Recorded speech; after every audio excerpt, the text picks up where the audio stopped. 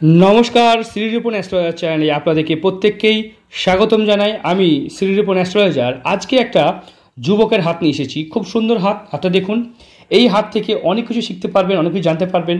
এই হাতে কোনো রেখা নেই। অনেকে ভাববেন যে হাতে রেখা নেই, তাহলে এর ভাগ্যটা কি হতে পারে।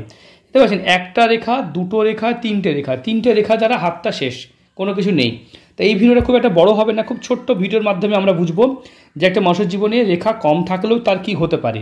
তাহলে আলোচনা করি, চলুন। আপনারা অনেকেই জানেন অনেকের হাতে কম রেখা, কিন্তু অনেকের হাতে বেশি রেখাও আছে।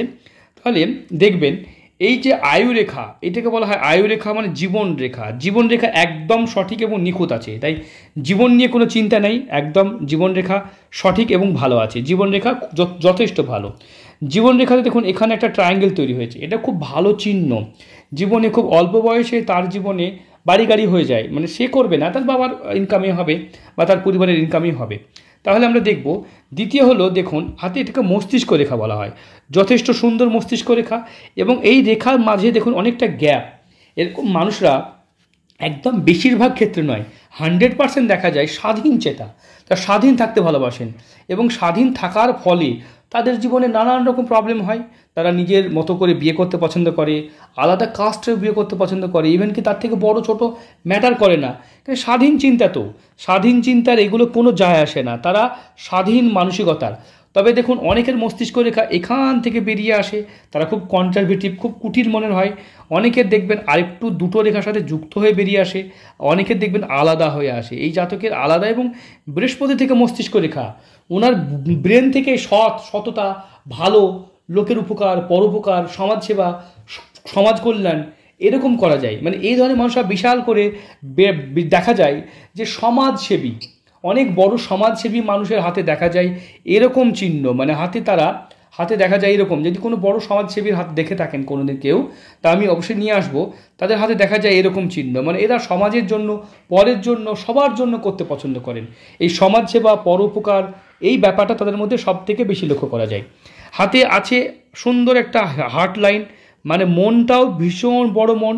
এবার হার্ট লাইন বিভিন্ন রকমভাবে হতে পারে। দেখুন হার্ট লাইন এরকমভাবে যদি যায় তাহলে ওটা ঠিক আছে, ওটাও ভালো। কিন্তু হার্ট লাইন যদি কারো এরকম শনির আড়ি রেখায় কনভার্ট হয়ে যায়, তাহলে নিজের ভালো না করা এদের একটা নেশা হয়ে যায়। মানে অন্যের ভালো করব নিজের ক্ষতি করে।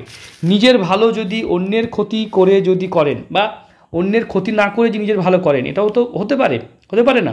কিন্তু আপনি কি করছেন, নিজের ক্ষতি করে অন্যের ভালো করা।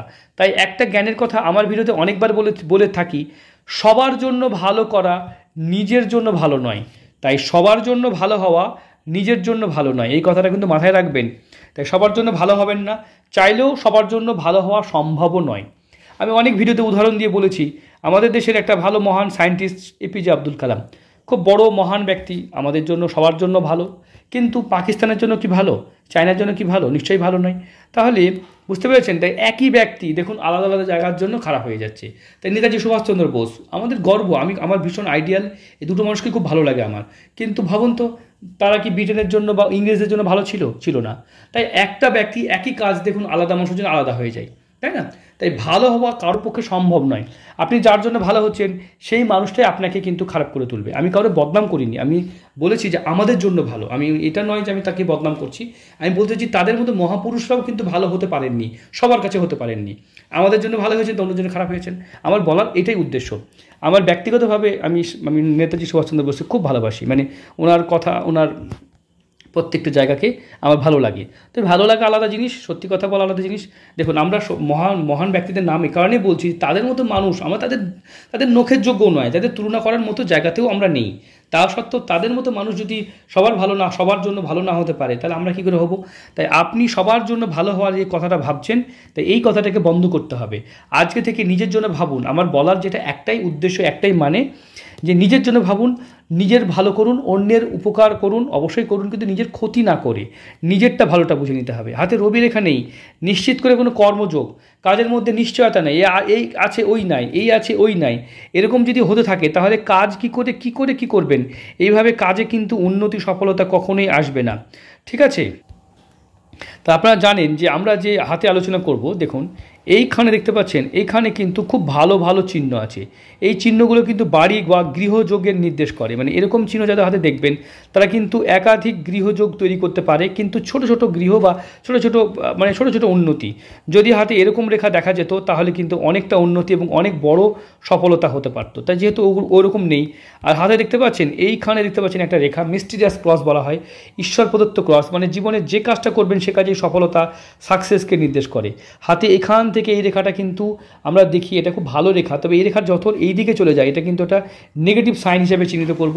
এই রেখা যাদের হাতে থাকে তারা কিন্তু দাম্পত্য জীবনকে একটু প্রবলেমে ফেলে দেয়, মানে পরিবার জীবন তাদের একটু ডিস্টার্বই থাকে যদি বিশেষ করে হার্ট লাইন এই দিকে চলে যায়।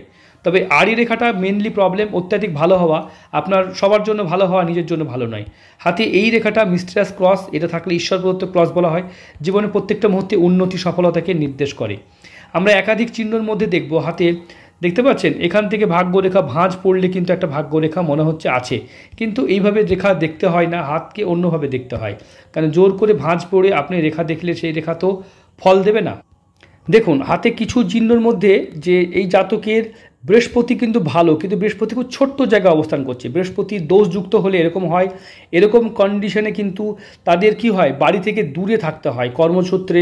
তাদেরকে বৃহস্পতি অনেকটা অংশ কমে যায়। বৃহস্পতি বিভিন্ন রেখা, বৃহস্পতি থেকে যখন এরকম রেখা বেরিয়ে আসে তখন বৃহস্পতির জায়গাটাকে অনেকটা সংকীর্ণ করে দেয়। বৃহস্পতি এই রেখাটার পর থেকে বৃহস্পতিকে ধরা হয়, মানে এই পর্যন্ত বৃহস্পতি ধরবো না আমরা, যেহেতু রেখাটা বৃহস্পতিকে ছোট্ট করে দিচ্ছে। তাই পিতৃস্থান বা পিতৃদোষ বা পিতৃ থেকে একটা প্রবলেম কিন্তু তাদের দেখা যায়। সেটার কারণে তাকে বিদেশে বা দূরে থাকার একটা পসিবিলিটির চান্স থাকে। এবং শনির আড়ি রেখা, শনি সর্বদা দোষী, এবং বৃহস্পতি এবং শনির যে সংযোগ এটাকে হতে না দেওয়া। তাই কোনো গুরু তার উপরে বৃহস্পতি মানে কর্মের উপরে প্রভাব ফেলতে পারে না। তাই ছোটোবেলা থেকেই জাতকের প্রচণ্ড স্ট্রাগল করতে হবে, জীবনে প্রচুর প্রচুর পরিশ্রম করতে হবে। সবার ভালো করতে যাওয়া তার পক্ষে একটু মুশকিল হবে। যাই হোক, হাতে কোথাও নেশাকর দ্রব্য খাই বা নেশা করেন এরকম দেখে কোথাও মনে হচ্ছে না। তাই হাতটা যথেষ্ট ভালো। যদি আমরা দেখি বৃদ্ধা আঙুলটি যথেষ্ট বুদ্ধিমান এবং যে কোনো কাজে নিপুণ, কর্মঠ, একদম নিষ্ঠার সাথে কাজ করে সফল হওয়ার যা যা যোগ জাতকের আছে। হাত যথেষ্ট ভালো। ডেট অফ বার্থটা জানা নেই, তাই আমরা ডেট অফ বার্থ নিয়ে কিছু করতে পারলাম না। যখনই আপনি ফোন করবেন, আমরা ভিডিওটা শুধুমাত্র আপনাকে বোঝানোর জন্য করছি। ভিডিওর বাইরে আপনি 5 দিন সময় কথা বলার সময় পাবেন। তাই নির্দ্বিধায় আপনি ফোন করে নেবেন, আপনার ভিডিওটা দেখা মাত্রই ফোন করবেন, আমরা আলোচনা করব। এখানে অনেকগুলো সাইন ছিল, সবই করেছেন, সবই হবে, কিন্তু একটু দেরিতে, একটু ডিলে হবে। তাই যাই হোক, ভিডিওটা এই পর্যন্ত। ভালো থাকবেন।